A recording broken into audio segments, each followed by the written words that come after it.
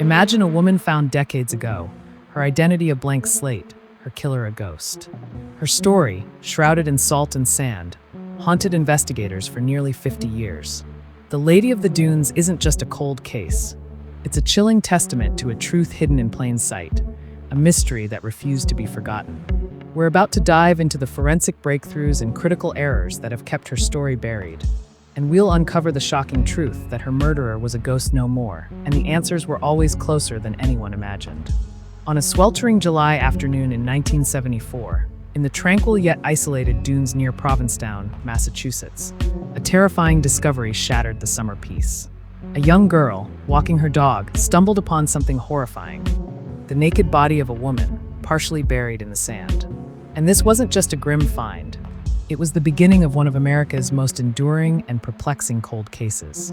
The initial shock was profound, and the baffling lack of clues left investigators bewildered, wondering how someone could vanish so completely and then reappear in such a desolate spot with no trace of who she was or how she got there. The scene was meticulously arranged, almost staged. Her body lay on a beach blanket, her head resting on folded blue denim jeans. And near her body, there was a distinctive gold hair tie with 7 artificial turquoise stones.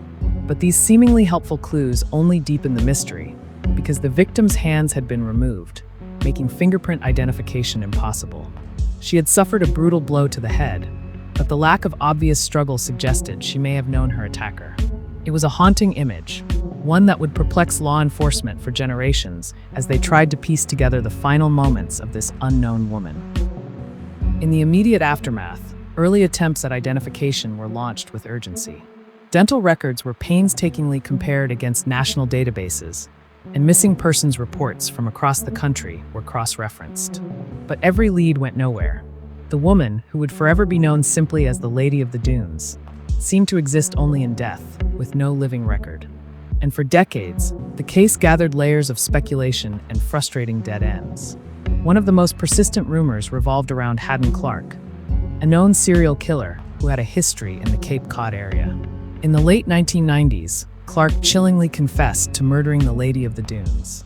He even drew a map, seemingly indicating the crime scene. But in a bizarre turn, he later retracted his confession, claiming he'd lied to manipulate the police.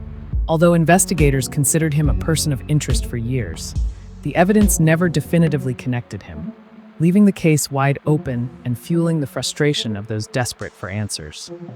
But science, like justice, can be slow, but it often prevails. As the decades turned, the field of forensic science underwent a revolution. DNA analysis emerged as a powerful new tool, offering hope in the most stubborn cold cases. In the case of the Lady of the Dunes, this meant multiple exhumations of her remains. First in 1980, again in 2000, and once more in 2010. Each time, forensic scientists hoped to extract enough viable DNA to finally give her a name. And then, after years of painstaking work, combined with the cutting-edge techniques of forensic genealogy, the breakthrough finally arrived. In October 2022, nearly 50 years after her body was found, the FBI and Massachusetts State Police announced the astonishing news. The Lady of the Dunes finally had a name. She was identified as Ruth Marie Terry. She was born in Tennessee in 1936. She was a wife and a mother. Her identification immediately shifted the entire focus of the investigation. The police was no longer searching for a nameless ghost. They were now tracing the final, puzzling journey of a real woman. And with her name, also came a chilling revelation. A prime suspect emerged from her past, her estranged husband, Guy Maldivin, who was no stranger to controversy or violence. His behavior following Ruth's disappearance was immediately suspicious. He told his family and Ruth's that he had divorced her and that he had no idea where she was. This was a man with a dark history, having allegedly killed his previous wife and possibly his stepson in the 1960s, though he was never convicted of those crimes. The circumstantial evidence linking him to Ruth's murder was compelling.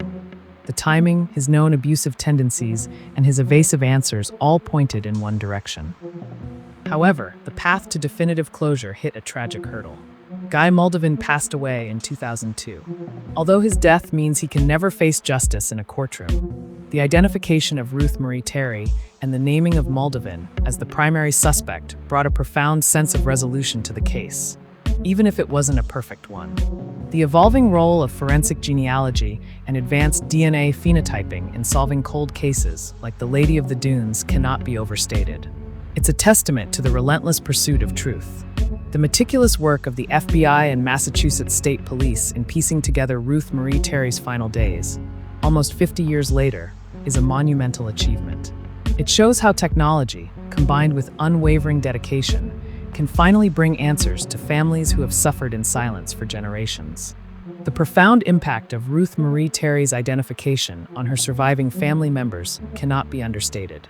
After decades of not knowing, they finally have a name, a face, and a potential answer to what happened to their loved one. Although Guy Moldovan is no longer alive, the ongoing public appeal for information continues.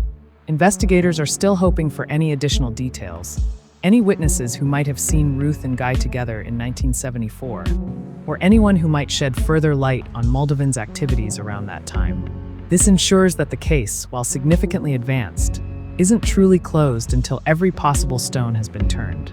The legacy of the Lady of the Dunes stands as a powerful testament to the perseverance of law enforcement and the transformative power of new technologies. It's a story of a woman who was nameless for almost half a century, whose identity was finally reclaimed by science and dedication. And while the primary suspect is gone, the continued hunt for circumstantial evidence and the possibility of other involved parties means that Ruth's story, her quest for ultimate justice, continues to echo in the sands of Provincetown.